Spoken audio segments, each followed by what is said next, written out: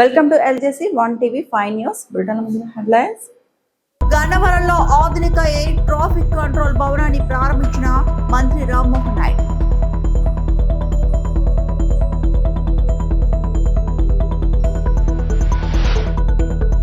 Sky route చరిత్ర నింగిలోకి దూసుకెళ్లిన విక్రమ్ 1.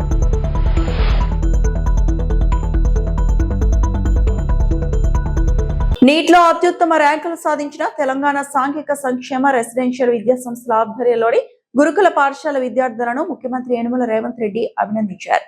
ఈ కార్యక్రమంలో మంత్రి అడ్లూరి లక్ష్మణ్ కుమార్, ఉన్నతాధికారులు, బోధి పెవిలియన్ విద్యార్థులు పాల్గొన్నారు.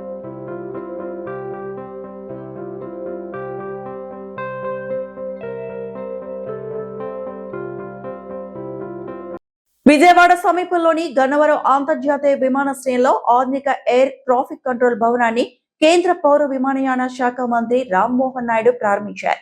ఈ కార్యక్రమంలో ఎంపీలు కేశినేని చిన్ని, బాలశౌరి పాల్గొన్నారు. నూతన ఏటీసీ భవనం ముందు కేంద్ర మంత్రి రామ్మోహన్ నాయుడు, ఎంపీ కేశినేని చిన్ని కలిసి మొక్కలు నాటారు. అనారోగ్య కారణాలతో ఎమ్మెల్యే యార్లగడ్డ వెంకట్రావు ఈ కార్యక్రమానికి హాజరు కాలేకపోయారు. కొత్త ఏటీసీ భవనం అందుబాటులోకి రావడంతో గన్నవరం విమానాశ్రయంలో విమానాల రాకపోకల నిర్వహణ మరింత సమర్థవంతంగా మారడంతో పాటు భవిష్యత్ విస్తరణకు కూడా ఇది దోహదపడనుంది. ప్రభుత్వం విజయవాడలో సరికొత్త ఇన్ఫ్రాస్ట్రక్చర్తో టెర్మినల్ బిల్డింగ్ కానీ ఏవియేషన్కి సంబంధించినటువంటి ఇన్ఫ్రాస్ట్రక్చర్ చేయాలన్నటువంటి ఆలోచన ఉందో అందులో ఒక ప్రధానమైనటువంటి భాగం ఈ ఏటీసీ భవనం. గతంలో ఈ ఎయిర్పోర్ట్లో ఎప్పుడో 40-50 సంవత్సరాల క్రితం కట్టినటువంటి బిల్డింగ్లో నుంచి ఈ యొక్క ఆపరేషన్స్ జరుగుతున్నాయి. కానీ విజయవాడ ఆపరేషన్స్ ఇప్పుడు చాలా పెరగడం వల్ల, ఫ్లైట్ యాక్టివిటీ కూడా పెరగడం వల్ల ఈ యొక్క కొత్త భవనాన్ని నిర్మించాల్సినటువంటి అవసరం ఉంది. అయితే దీన్ని పూర్తి స్థాయిలో ఏదైతే భవిష్యత్తు ఒక 30-40 సంవత్సరాల వరకు అవసరమైనటువంటి ఎక్విప్మెంట్ కానీ, స్పేస్ కానీ, ఇన్ఫ్రాస్ట్రక్చర్ కానీ అన్నిటినీ కూడా జోడించుకొని ఈరోజు ప్రారంభోత్సవం చేసుకున్నాం. దీంతోపాటు అతి ముఖ్యమైనటువంటిది మన కొత్త టెర్మినల్ బిల్డింగ్. ఈ కొత్త టెర్మినల్ బిల్డింగ్ మీద ఈ కూటమి ప్రభుత్వం వచ్చినప్పటి నుంచి ఒక ప్రధానమైనటువంటి అంశంగా తీసుకొని దాన్ని శరవేగంగా కంప్లీట్ చేయాలని ఎన్నో ప్రయత్నాలు గతంలో చేశాం. అయితే దురదృష్టం ఏంటంటే అప్పుడు ఉన్నటువంటి కాంట్రాక్టర్ ఎవరైతే ఉన్నారో అతను సరిగ్గా చేయలేకపోవడం వల్ల, అతని కంపెనీకి ఉన్నటువంటి సమస్యల వల్ల మనం ఎంత పుష్ చేసినా, ఎంత ఒత్తిడి తీసుకొని వచ్చినా అనుకున్నటువంటి వేగంతో అది ముందుకు నడిపించలేకపోయాం. అయితే ఎప్పుడైతే వాళ్ళ కంపెనీ మీద ఒక సిబిఐ కేసు కూడా ఉండిందో ఇక వీళ్ళతో భవిష్యత్తులో చేయడానికి చాలా సమస్యలు వస్తాయని చెప్పి మరి అప్పుడు కాంట్రాక్టర్ని కూడా బదిలీ చేసి మళ్ళీ కొత్త కాంట్రాక్టర్తో వేగంగా పనులు చేయించి వచ్చే దసరా నాటికల్లా పూర్తి చేయాలన్నటువంటి సంకల్పంతో ఈరోజు కొత్త టెర్మినల్ బిల్డింగ్ తాలూకా రివ్యూను కూడా ఈరోజు పెట్టుకున్నాం. స్కై రూట్ ఏరోస్పేస్ ప్రయోగించిన విక్రమ్ 1 రాకెట్ ఘన విజయం సాధించడంతో శాస్త్రవేత్తల ఆనందానికి అవధులు లేకుండా పోయాయి. ప్రయోగం విజయవంతం కాగానే శ్రీహరికోటలోని కంట్రోల్ రూమ్ లో శాస్త్రవేత్తలు ఆనందంతో గంతులేశారు. అటు వీక్షకుల గ్యాలరీలో ఉన్న ఇస్రో చైర్మన్ నారాయణన్, మాజీ చైర్మన్లు, ఇతర సీనియర్ శాస్త్రవేత్తలు చప్పట్లతో వారికి ప్రత్యేక అభినందనలు తెలియజేశారు. స్కై రూట్ సంస్థపై ప్రస్తుతం దేశవ్యాప్తంగా ప్రశంసలు కురుస్తున్నాయి. Vikram 1 is in space. हमारा यान अंतरिक्ष तक पहुंच चुका है and we've had call outs of separation of the payload fairing. We have successful payload fairing separation to cooling, right? The whole thought process is the tiny tubes that we just talked about. Those tubes performance normal plus 15 minutes. और यहाँ पर हमको mission नियंत्रण केंद्र से संकेत मिल रहे हैं कि चतुर्थ करण डायरेक्टर दैट दी आगमन mission is a grand success. सफलतापूर्वक प्रथम मिशन आगमन ने इतिहास के पन्नों में अपना नाम अंकित कर दिया है. Hello space, we have arrived.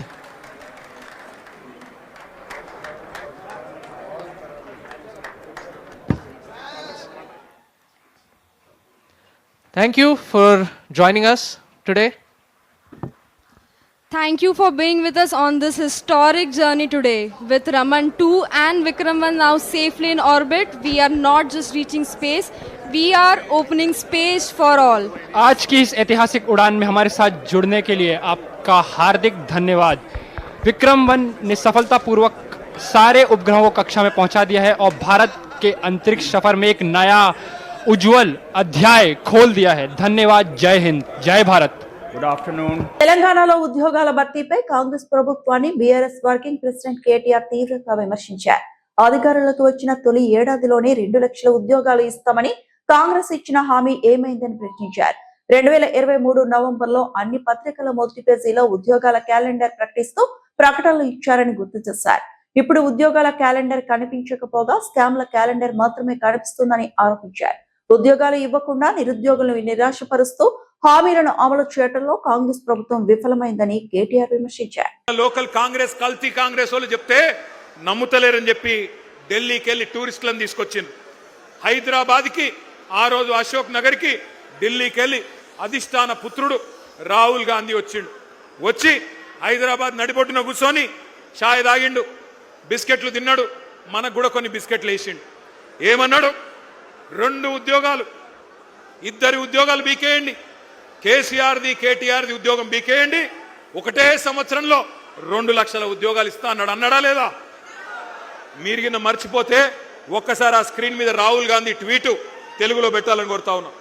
కూర్చోండి మధ్యలో, మీరు కూర్చోండి, జర కూర్చోండి, మధ్యలో ఉన్న వాళ్ళందరూ కూర్చోండి, కూర్చోండి, కూర్చోండి, కూర్చోరా నాయన. ఇది రాహుల్ గాంధీ ఆ రోజు వేసిన ట్వీటు. ఒక్కసారి చూడాలి మీరందరూ కూడా. ఏమన్నాడు? 30 లక్షల మంది నిరుద్యోగులు కేసీఆర్ గారి పాలనలో నష్టపోయారు, వాళ్ళందరికీ మనకు హిందీ వస్తుందో రాదో అని తెలుగులో ట్వీట్ చేసిండు రాహుల్ గాంధీ. మొదటి సంవత్సరంలోనే 2 లక్షల ఉద్యోగాలు ఇస్తా అని రాహుల్ గాంధీ చేసిన ట్వీట్ ఇది. ఇవాళ నేను అంటా ఉన్నా, రాహుల్ గాంధీ గారు, నీకు తెలుగు రాదని మాకు తెలుసు, నీకు తెలివి లేదని కూడా మాకు తెలుసు, నీకు భాష రాదు, మా బాధ తెలియదు, నీకు మా భాష రాదు, మా బాధ తెలియదు. అందుకే రాహుల్ గాంధీ నీకు అర్థమయ్యే భాషలోనే చెప్తా ఉన్నా, నీ భాషలో చెప్తా ఉన్నా. देश भर में मोहब्बत के दुकान के डिंडोरा पीटने वाले राहुल जी, क्या आपको याद है हैदराबाद और अशोक नगर चाय की दुकान याद है आपको? चाय पे चर्चा याद है कि नहीं?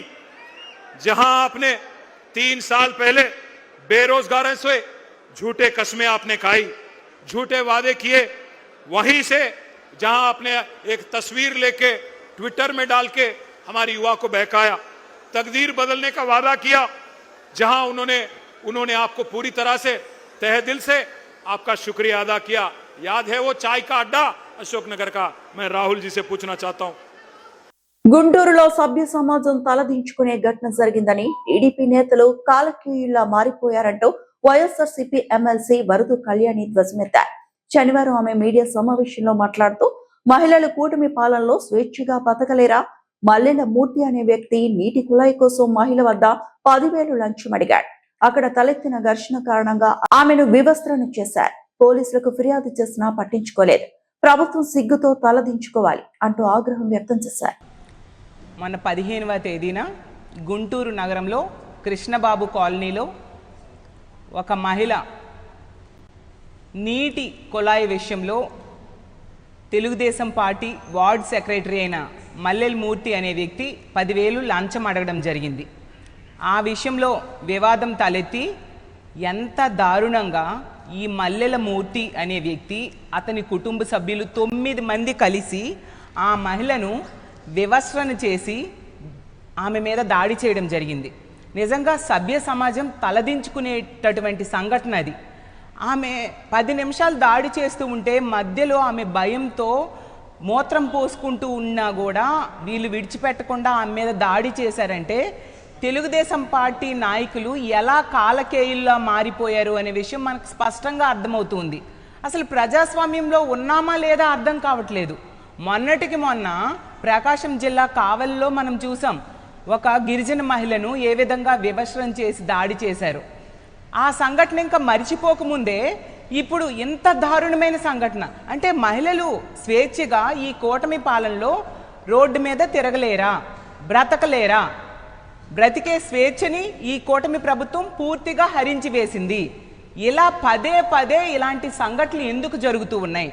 ఈ సంఘటనల కారకులు కూడా, ఇలాంటి సంఘటనలు జరుగుతూ ఉంటే వీటి కారకులు కూడా ఎక్కువగా తెలుగుదేశం పార్టీ నాయకులు లేదా కార్యకర్తలు, ఆ కూటమిలో ఉండే వ్యక్తులే అవుతూ ఉన్నారు. ఎందుకు జరుగుతున్నాయంటే నాకైతే ఒకటి అర్థమవుతుంది. ఒక్కొక్క సంఘటన జరుగుతూ ఉంటే దాని మీద ప్రభుత్వం కానీ పోలీసులు కానీ ఎటువంటి చర్యలు తీసుకోకపోవడం వలన తరువాత చేసే వాళ్ళకి భయం లేకుండా పోతుంది. మా ఎమ్మెల్యేలు ఇలాంటి తప్పులు చేసినా ప్రభుత్వం చర్యలు తీసుకోవట్లేదు, కాబట్టి మేము మరిన్ని తప్పులు చేస్తాము అన్న టైపుగా ఈరోజు వ్యవహరిస్తూ ఉన్నారు. 15వ తేదీ ఆ సంఘటన జరిగింది, 16న ఆ మహిళ కంప్లైంట్ ఇచ్చింది, కానీ ఎటువంటి యాక్షన్ తీసుకోలేదు. 17వ తేదీన సాక్షి మీడియా ఆ విషయాన్ని వెలుగులోకి తీసుకురావడం జరిగింది. వీడియోలు కూడా బయటకు వచ్చేసాయి. ఆ మహిళని వివస్త్రం చేసి దారుణంగా ఆమె మీద దాడి చేసిన వీడియోలంతా కూడా వైరల్గా సోషల్ మీడియాలో అవడంతో ఈరోజు ఉదయం చంద్రబాబు నాయుడు గారు మేల్కొని ట్వీట్ చేశారు. అప్పుడు పోలీసులు, మన రాష్ట్రంలో ఉన్న పోలీస్ వ్యవస్థ మేల్కొని వాళ్ళు అతన్ని, ఈ మల్లెల మూర్తి అనే వ్యక్తిని అరెస్ట్ చేశామని చెప్పడం జరిగింది. అంటే నిజంగా సిగ్గుచేటు కాదా? తెలంగాణ మాజీ మంత్రి సిద్దిపేట ఎమ్మెల్యే హరీష్ రావు శనివారం ఉదయం తిరుమల శ్రీ వెంకటేశ్వర స్వామి వారిని దర్శించుకున్నారు. తన కుటుంబ సభ్యులతో కలిసి ఆలయానికి చేరుకున్న ఆయనకు తిరుమల తిరుపతి దేవస్థానం అధికారులు ఘన స్వాగతం పలికారు. దర్శన ఏర్పాట్లను చేశారు. దర్శనానంతరం రంగనాయకుల మండపంలో వేద పండితులు వేద ఆశీర్వచనం అందించగా టీటీడీ అధికారులు స్వామి వారి తీర్థ ప్రసాదాలను అందజేశారు.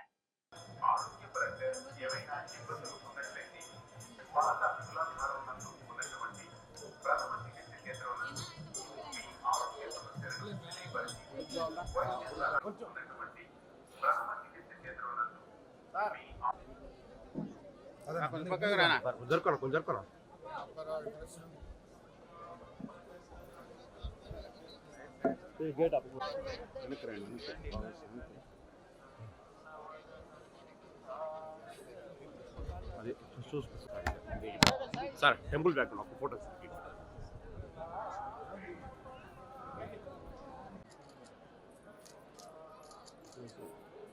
వెనక్కి రానా బాగా వస్తుంది. ఓకేనా, కింద పెట్టాలి. ఓకేనా సార్,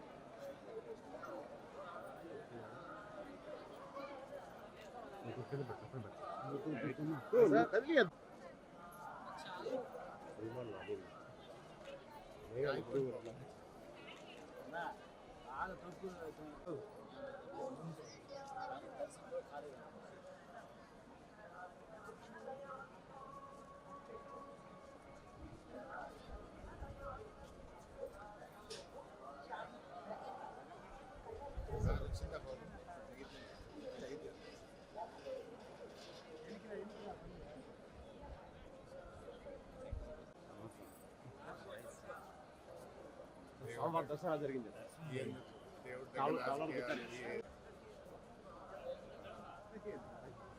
అన్నమయ్య జిల్లా గాలివీడిలో ఇంట్లో దొంగతనం జరిగింది.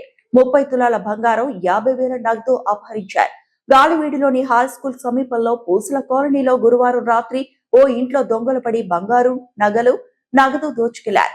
వివరాల్లోకి వెళితే చెప్పలి అలియాస్ కూరగాయల చంద్ర రాణమ్మల గత 40 ఏళ్లుగా చిరు వ్యాపారాలు చేసుకుంటూ కుటుంబాన్ని పోషించుకుంటున్నారు. ఈ క్రమంలో కుమారుడు ఉద్యోగంలో స్థిరపడగా రామచంద్ర సంతంలో కూరగాయల వ్యాపారం చేస్తుంటాడు. వ్యాపారంలో సంపాదించిన డబ్బుతో పాటు కుమారుడి వివాహానికి అత్త ఇచ్చిన బంగారు ఆభరణాలను ఇంట్లోని బీరువాలో భద్రపరిచి సంతకు వెళ్లారు. ఈ క్రమంలో గురువారం కోనంపేట సంతకు వెళ్లి తిరిగి రావడానికి బస్సు లేక కుమార్తె ఇంటికి వెళ్లారు. శుక్రవారం ఉదయం ఇంటికి వచ్చి చూడగా తలుపులు, బీరువా పగలగొట్టి 30 తులాల బంగారు ఆభరణాలు, 50,000 నగదు దోచుకెళ్లినట్లు గుర్తించారు. సంఘటనను గమనించిన రామచంద్ర పోలీసులకు ఫిర్యాదు చేయగా లక్కిరెడ్డిపల్లి సిఐ, గాలివీడు ఎస్ఐ సిబ్బంది డాగ్ స్క్వాడ్ తో వచ్చి పరిశీలించారు. కేసు నమోదు చేసి దర్యాప్తు చేస్తున్నట్లు పోలీసులు వెల్లడించారు.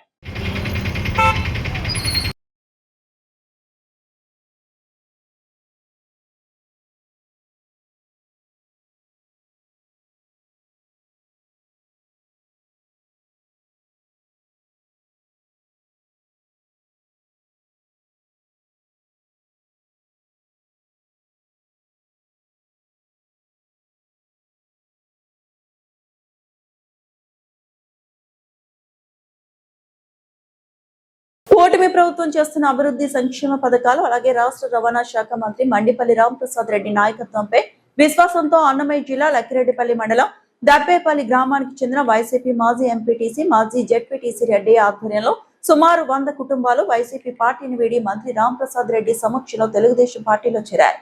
ఈ సందర్భంగా మంత్రి మండిపల్లి రాంప్రసాద్ రెడ్డి నూతనంగా పార్టీలో చేరిన వారికి పార్టీ కండువాలు కప్పి పార్టీలోకి ఆహ్వానించారు. ప్రజల నమ్మకాన్ని, వారి విశ్వాసాన్ని నిలబెట్టే విధంగా పార్టీ బలోపేతానికి పార్టీని ముందుకు తీసుకెళ్లే విధంగా ప్రతి ఒక్కరూ పనిచేయాలని కార్యకర్తలకు సూచించారు.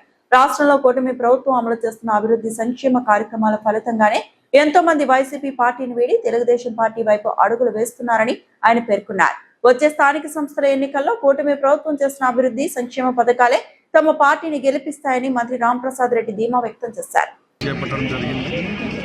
అలాగే మన రాయచూరు నియోజకవర్గ విషయానికి వస్తే ఎంతో వెనుకబడిన ప్రాంతం. ఈ ప్రాంతాన్ని అన్ని విధాల అభివృద్ధి చేసుకోవాలనే తపనలో ఉన్న ప్రతి ఒక్క నాయకుడు అపన్న హస్తం ఇస్తూ ఉన్నారు. దానిలో భాగంగానే గత 20 నెలలుగా వైసీపీ పార్టీ నుంచి ఎందరో నాయకులు తెలుగుదేశం పార్టీ తీర్థం పుచ్చుకోవడం జరిగింది. ముఖ్యంగా ఈ వెనుకబడి నియోజకవర్గంలో ప్రతి ఒక్క నాయకుని కళ ఈ ప్రాంతంలో ఉన్న ప్రజలకు తాగునీళ్లు, సాగునీళ్లు అందించాలనే ఉద్దేశంతో ఉండడానికే ఈ యొక్క చేరికలు జరుగుతూ ఉన్నాయి. 175 నియోజకవర్గాల్లో ఎక్కువ నీటి సమస్య ఉన్న నియోజకవర్గం రాయచోటి. అలాంటి నియోజకవర్గానికి ఈ ప్రభుత్వంలో సుమారుగా 500 కోట్ల రూపాయలతో జల్ జీవన్ మిషన్ కింద 6 మండలాలకు నీళ్లు తీసుకొని రావడం జరిగింది. అలాగే సాగునీరు కోసం వెలుగిల్లు, అలాగే శ్రీనివాసపురం రిజర్వాయర్ను కూడా మరమ్మతులు చేసి సుమారుగా 50,000 ఎకరాల ఆయకట్టుకు నీరు అందించే విధంగా ఇప్పుడు ప్రణాళికాబద్ధంగా ముందుకెళ్తా ఉన్నాం. రైతులకు ఇక్కడున్న ప్రతి ఒక్కరికి అందుబాటులో ఉంటూ తెలుగుదేశం పార్టీ సైనికుల్లాగా ప్రతి ఒక్క కార్యకర్త, ప్రతి ఒక్క నాయకుడు అన్ని గ్రామాల్లో పనిచేయడానికి కారణం అక్కడ మా నాయకత్వం ఇస్తున్న భరోసా. అలాంటప్పుడు తెలుగుదేశం పార్టీ రాయచోటిని కూడా ఒక కంచుకోటగా ఏర్పాటు చేసుకోవాలనే లక్ష్యంతో ముందుకెళ్తా ఉన్నాం. ఈరోజు గత ఎన్నికల్లో ఏ గ్రామాల్లో పార్టీ వీక్గా ఉందో, ఏ బూత్లో తెలుగుదేశం పార్టీ రాణించలేదో ఆ బూతుల్లో, ఆ గ్రామాల్లో తప్పకుండా రేపు స్థానిక సంస్థల్లో ఖచ్చితంగా విజయడంకా మోగించాలనే లక్ష్యంతోనే ఈ చేరికలు జరుగుతూ ఉన్నాయి. ఈరోజు బీసీ వర్గానికి చెందిన రెడ్డయ్య గారు తెలుగుదేశం పార్టీలో చేరడం వల్ల ఈ మండలంలో అన్ని గ్రామాల్లో ఉన్న బీసీ సోదరులంతా తప్పకుండా తెలుగుదేశం పార్టీనే న్యాయం చేస్తుందనే ఒక లక్ష్యంతో ఉన్నారు. కాబట్టి ఇలాంటి చేరికలు సంభవిస్తున్నాయి. తప్పకుండా మన నాయకత్వానికి నేను ఒకటే చెప్తున్నా, ప్రతి గ్రామంలో కొత్త పాత అనుకోకుండా పైన మన నాయకుడు చేస్తున్న అభివృద్ధి కార్యక్రమాలే మనకు శ్రీరామ రక్ష. కాబట్టి తప్పకుండా మనమంతరం అదే బాటలో ముందుకు వెళ్ళాలి. రేపు రాబోయే ఎన్నికల్లో కూడా, స్థానిక సంస్థల ఎన్నికల్లో కూడా ఏ ఒక్క వార్డులో కూడా వేరే పార్టీ జెండా ఎగరకూడదు. మన లక్ష్యం ఒకటే, ఇన్ని అభివృద్ధిని సంక్షేమ కార్యక్రమాలు చేపట్టిన మన నాయకుడికి మనం ఇచ్చే గౌరవం స్థానిక సంస్థ ఎన్నికల్లో రాయచోటి నియోజకవర్గంలో అన్ని స్థానాలు గెలిపించుకొని వారి చేతిలో పెట్టడం లక్ష్యంగా పనిచేయవలసిందిగా కోరుకుంటూ సెలవు తీసుకుంటున్నా. జై హింద్. ఆంధ్రప్రదేశ్ రాష్ట్రంలోని ఏమి జరుగుతుందో అర్థం కావటం లేదని కాంగ్రెస్ పార్టీ కర్నూలు జిల్లా అధ్యక్షుడు క్రాంతి నాయుడు అన్నారు. కర్నూలు జిల్లా ప్రాజెక్టులపై ముఖ్యమంత్రి చంద్రబాబు నాయుడు చిన్న చూపు చూస్తున్నారని ఆయన కాంగ్రెస్ పార్టీ కార్యాలయంలో నిర్వహించిన మీడియా సమావేశంలో తెలిపారు. స్టీల్ ప్లాంట్, అమరావతి, పోలవరం ప్రాజెక్టులకు టైం బాండ్ పెట్టారని, కర్నూలు జిల్లాలో ఉన్న ప్రాజెక్టులకు టైం బాండ్ ఇవ్వడం లేదని ప్రశ్నించారు. కర్నూలు జిల్లాలో అనేక ప్రాజెక్టులను తీసుకుని వస్తున్నామని చెప్పారని, వాటికి నిధులు ఎందుకు కేటాయించడం లేదన్నారు. ఈ విషయంలో కర్నూలు జిల్లా మంత్రి టీజీ భరత్ స్పందించాలన్నారు. నెల రోజుల్లో మంత్రి కర్నూలు జిల్లా అభివృద్ధిపై శ్వేతపత్రం ఇవ్వకపోతే కాంగ్రెస్ పార్టీ ఆధ్వర్యంలో అడ్డుకుంటామని హెచ్చరించారు. ముఖ్యంగా ఇప్పుడు మొన్న నారా లోకేష్ గారు ఆయన కొన్ని ప్రాజెక్టులు స్టార్ట్ చేసినటువంటి, ఇప్పుడు కడప స్టీల్ ప్లాంట్ కావచ్చు, లేకపోతే ఇదే చంద్రబాబు నాయుడు గారు చెప్తున్నటువంటి పోలవరం ప్రాజెక్ట్ కావచ్చు, లేకపోతే అమరావతి కావచ్చు, దాటన్నిటికి కూడా ఒక టైం బౌండ్ అంటూ ఇస్తూ వస్తున్నారు. మరి ఎందుకు కర్నూలు జిల్లాలో మీరు చెప్తున్నటువంటి ప్రాజెక్టులకు ఎందుకు మీరు టైం బౌండ్ ఇవ్వట్లేదు అని ఈరోజు జిల్లా కాంగ్రెస్ కమిటీ కర్నూలు తరఫున మేము మిమ్మల్ని ప్రశ్నిస్తూ ఉన్నాం. మీరు చెప్తున్నటువంటి సెమీకండక్టర్ యూనిట్ కావచ్చు, మ్యానుఫ్యాక్చరింగ్ యూనిట్ కావచ్చు, లేకపోతే ఇక్కడ ఉన్నటువంటి ఇందాక మా నాయకులు చెప్పినటువంటి వేదావతి ప్రాజెక్టు కానీ, లేకపోతే గుండ్రేవుల ప్రాజెక్టు కానీ మీరు ఎందుకు టైం బౌండ్ వేయలేకపోతా ఉన్నారు, మీరు ఎందుకు నిధులు కేటాయించలేకపోతా ఉన్నారు, ఎందుకు ఇక్కడ వలస నివారణ చేయలేకపోతా ఉన్నారు అని అడుగుతా ఉన్నాం. ఏం జరుగుతూ ఉంది ఈ రాష్ట్రంలో అని చెప్పేసి ఈరోజు కర్నూలు పార్టీ డిమాండ్ చేస్తూ ఉంది. కర్నూలు జిల్లాకి న్యాయం జరగకపోతే టీజీ భరత్ గారికి ఈరోజు ఇదే వేదికగా కర్నూలు జిల్లా కళా వెంకటరావు భవన్ తరఫున నుండి మేము అల్టిమేటం పాస్ చేస్తా ఉన్నాం, నెల రోజులు మీకు అవకాశం ఇస్తున్నాం. కర్నూలు జిల్లా అభివృద్ధి మీద మీరిగిన శ్వేతపత్రం ఇవ్వకపోతే టీజీ భరత్ గారిని కర్నూలు జిల్లా కాంగ్రెస్ పార్టీ అడ్డుకుంటుంది, గెరావ్ చేస్తా ఉంది, ఆయనని నిర్బంధిస్తా ఉందని చెప్పేసి ఈరోజు మేము తెలియజేస్తా ఉన్నాం. తప్పకుండా ఈ యొక్క జిల్లా అభివృద్ధి మీద, జిల్లా ప్రాజెక్టుల మీద, జిల్లా విద్య మీద, లేకపోతే ఈ యొక్క జిల్లా ఆరోగ్య సమస్యల మీద మీరుగా మాట్లాడకపోతే, గలం విప్పకపోతే టీజీ భరత్ గారు ఈజ్ ద ఫైనల్ వార్నింగ్. ఇంకొక నెల మీకు అవకాశం ఇస్తా ఉన్నాం. మీరుగా మాట్లాడకపోతే తప్పకుండా కర్నూలు జిల్లా కాంగ్రెస్ కమిటీ తరఫున మేము చర్యలు తీసుకుంటామని తెలియజేస్తూ ఈ యొక్క శ్రీకాళహస్తి సమీపంలోని తొట్టంబేడి పోలీసులు మట్కా కేసులో మరో నిందితుడిని అరెస్టు చేశారు. క్రైమ్ నెంబర్ 43/2026 కేసులో ఇప్పటికే ప్రధాన నిందితుడు పద్మనాభంను అరెస్టు చేసి రిమాండ్ కు పంపినట్లు సిఐ లక్ష్మీనారాయణ తెలిపారు. పరారీలో ఉన్న షేక్ అమానుల్లాను విశ్వసనీయ సమాచారం మేరకు దొడ్డంపేటలోని అతని నివాసం వద్ద పోలీసులు అదుపులోకి తీసుకున్నారు. విచారణలో షేక్ అమానుల్లాపై శ్రీకాళహస్తి పరిధిలోని 8 కేసులు నమోదైనట్లు గుర్తించారు. వాటిలో 4 కేసులు రేషన్ బియ్యం అక్రమ రవాణాకు సంబంధించినవిగా పోలీసులు తెలిపారు. మట్కా బెట్టింగ్ ద్వారా అక్రమంగా డబ్బు సంపాదించారనే ఉద్దేశంతో ఈ వ్యాపారంలోకి వచ్చినట్టు విచారణలో వెల్లడైందని సీఐ చెప్పారు. ఈ కేసులో మొత్తం 5 నిందితులు గుర్తించగా 2 అరెస్టు చేసినట్లు తెలిపారు. మిగిలిన 3 పరారీలో ఉన్నారని, వారిని కూడా త్వరలోనే అరెస్టు చేస్తామని పోలీసులు వెల్లడించారు. అందరికీ నమస్కారం. నా పేరు లక్ష్మీనారాయణ, బిఎన్ కండ్రి సర్కిల్ ఇన్స్పెక్టర్. నేను క్రైమ్ నెంబర్ 43/26 ఇది మెయిన్ మట్కా కేసు. ఇది మట్కా కేసులో A1 పద్మనాభం మీకు తెలిసింది, అందరికీ అరెస్ట్ అయిపోయి రిమాండ్ అయినడం జరిగింది.